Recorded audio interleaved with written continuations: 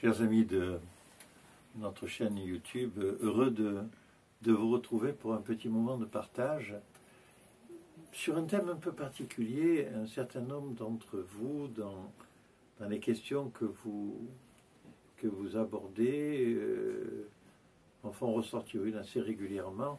Finalement, c'est quoi votre parcours? Qui vous êtes, Père Georges? On vous aime beaucoup.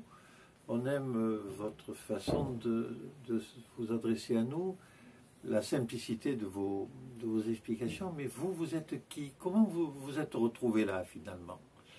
Alors, avec beaucoup de simplicité, j'ai envie de vous dire que je me suis retrouvé là, au terme d'un long chemin, et que,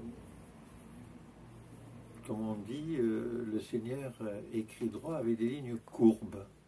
Et pour moi, elles ont été très courbes et très longtemps, mais il y a eu des courbes à droite, des courbes à gauche, en dehors de tout positionnement politique, bien sûr. C'est une histoire de vie. J'ai 77 ans, donc je suis jeune et vieux en même temps. Jeune parce qu'on a une espérance de vie aujourd'hui qui est au-dessus de 80 ans, et que j'espère avoir encore quelques belles années pour servir le Seigneur. Et vieux parce que j'ai des valises chargées de 77 ans d'expérience, de rencontres, de tentatives, d'essais, de réussites et de chutes, comme tout un chacun. Je suis provençal. Je dis souvent, il y a aussi un esqueux à Graveson. C'est du provençal, et ça veut dire que je suis né dans un petit village qui s'appelle Graveson. Je ne suis pas né orthodoxe. J'ai été baptisé, j'avais 15 jours, le 13 mai, je suis né le 29 avril, donc j'avais 15 jours, ce qui n'est pas très réglementaire, entre guillemets, dans la tradition orthodoxe. On ne baptise normalement pas avant 40 jours, sauf en cas de mort possible de l'enfant. Pourquoi? Parce que dans la tradition d'autrefois, jusqu'à 40 jours, on ne savait pas vraiment si le bébé allait vivre ou naître. Mais enfin bon, petit détail, petite explication. Je suis fils de paysan, ce qu'on appelait la petite bourgeoisie paysanne. Mes parents avaient des terres suffisamment pour avoir une petite position sociale. J'étais dans une famille de 2 frères, un frère né avant-guerre, un frère né après-guerre.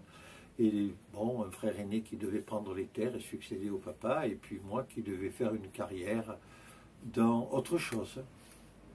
Mes parents avaient d'ailleurs pour moi des idées assez précises. Ça serait le sacerdoce ou l'armée.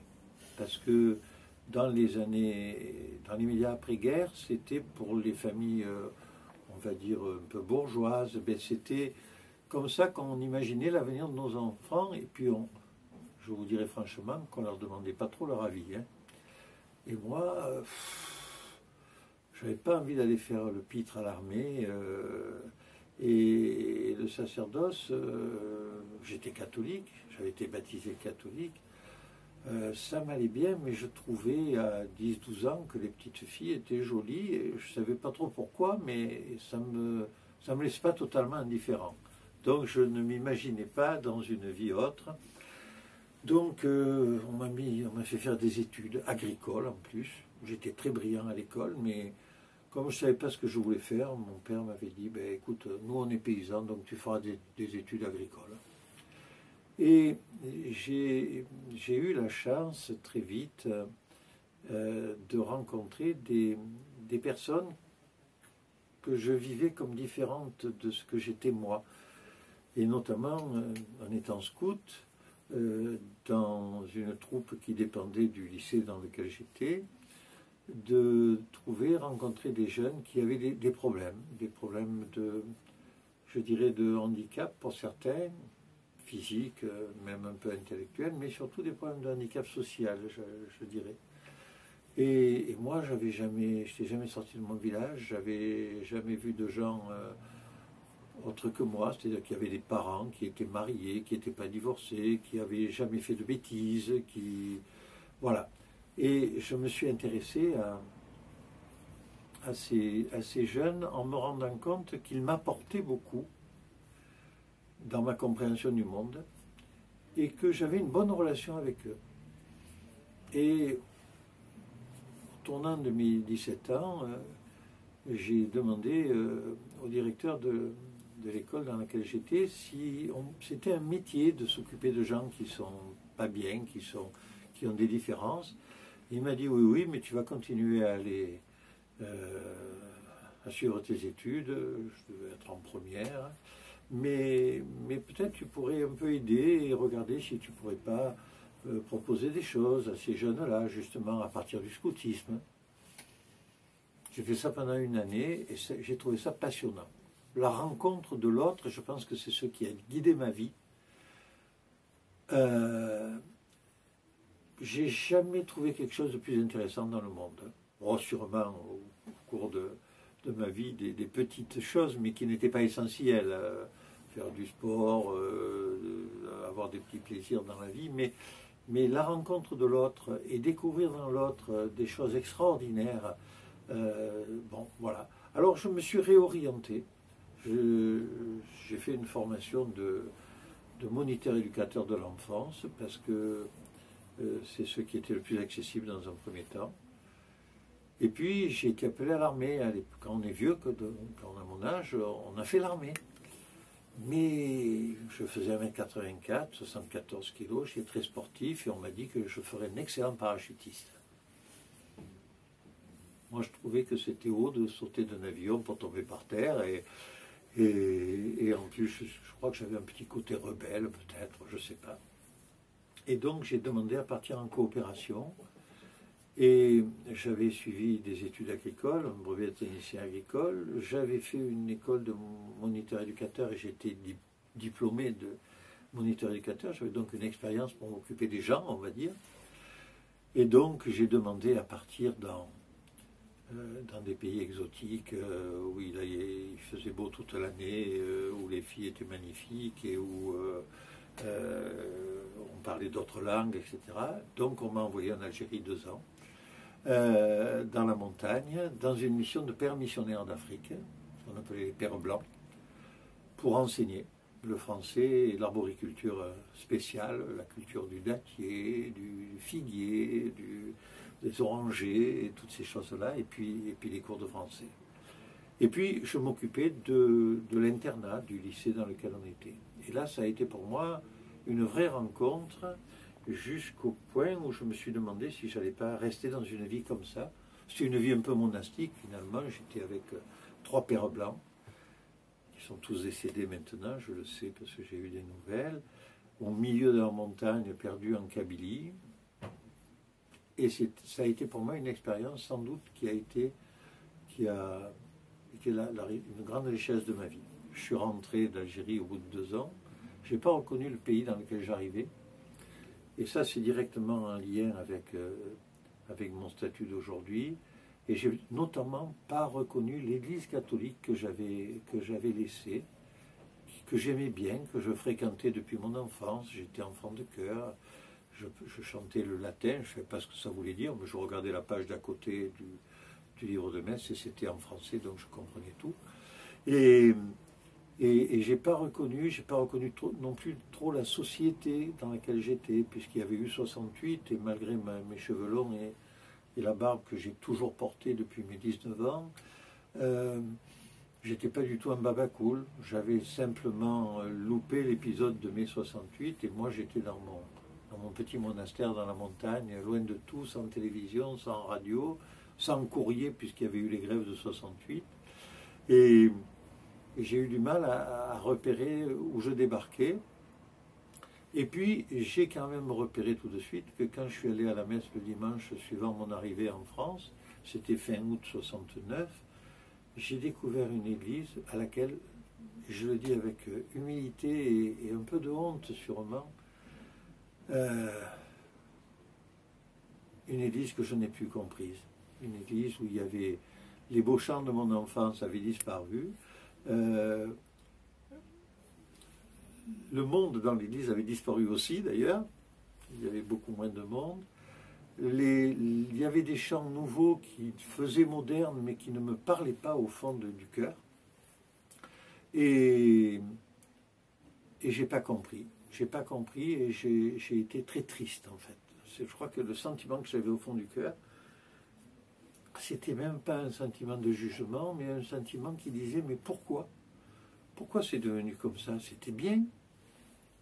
Et en fait, j'ai pas cherché à comprendre, ou j'ai pas rencontré les bonnes personnes qui m'auraient aidé à comprendre quel avait été le sens de cette réforme de l'Église catholique sous le nom du fameux Concile de Vatican II. Et donc j'ai eu une période de vague à l'âme, une période de tristesse en fait, et puis une période où j'ai pas perdu la foi, enfin, si tant est que je l'ai, parce que sait-on si on a la foi ou pas.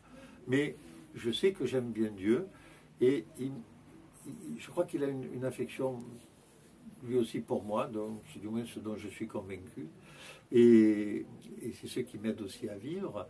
Et je suis resté quelques années comme ça, dans une recherche, jusqu'au moment où, concomitamment, j'ai eu 2 séismes qui ont croisé ma vie.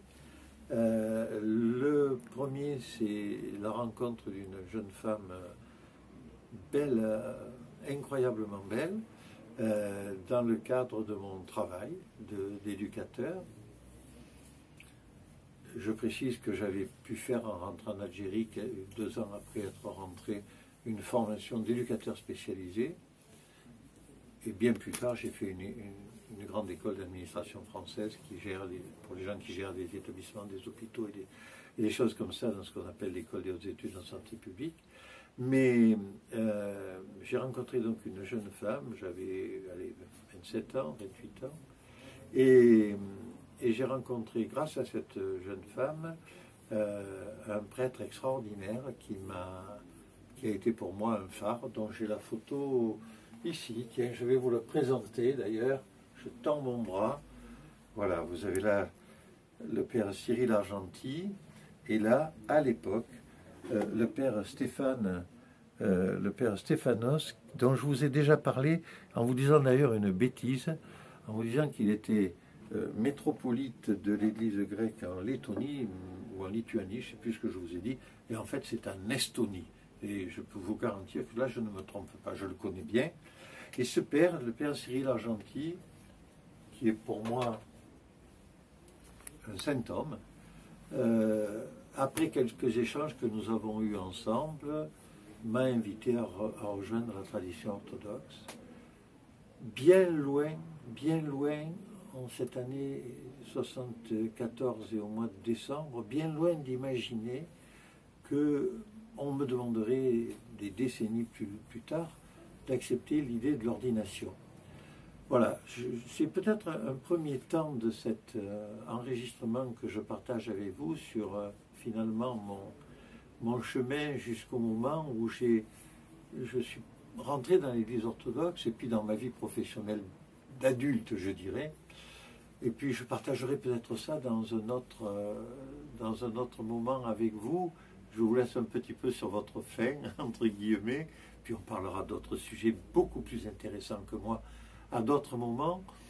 Mais ce que j'ai envie de vous dire en conclusion là, c'est que j'ai eu une chance, c'est d'avoir le sentiment, et j'emploie un mot qui est juste, que j'étais accompagné dans la vie par quelque chose, quelqu'un, une force, une puissance qui est au-dessus de moi et qui n'était que bonté et intelligence pour éclairer ma propre intelligence, ma propre nature humaine.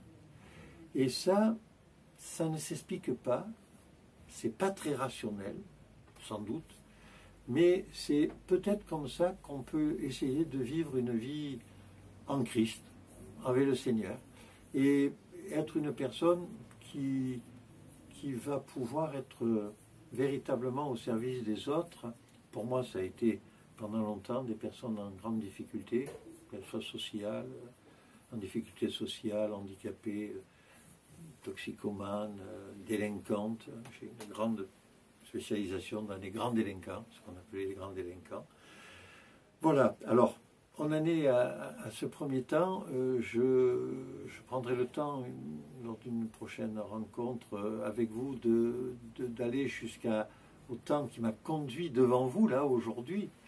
Et puis, je vous souhaite à tous une bonne montée vers Pâques. Les catholiques, vous êtes en train de vous en approcher. Pour nous, les orthodoxes, on aura un peu de retard cette année, une semaine. Et puis, si vous aimez nous rencontrer et nous regarder, faites-le savoir autour de vous. Et vous pouvez nous adresser en appuyant sur un petit pouce. Vous savez ce qu'on appelle des... Quand j'étais petit, je disais des likes, mais enfin, c'est des likes. Voilà, pour dire ça. Et puis, je vous souhaite une bonne continuation. Au revoir.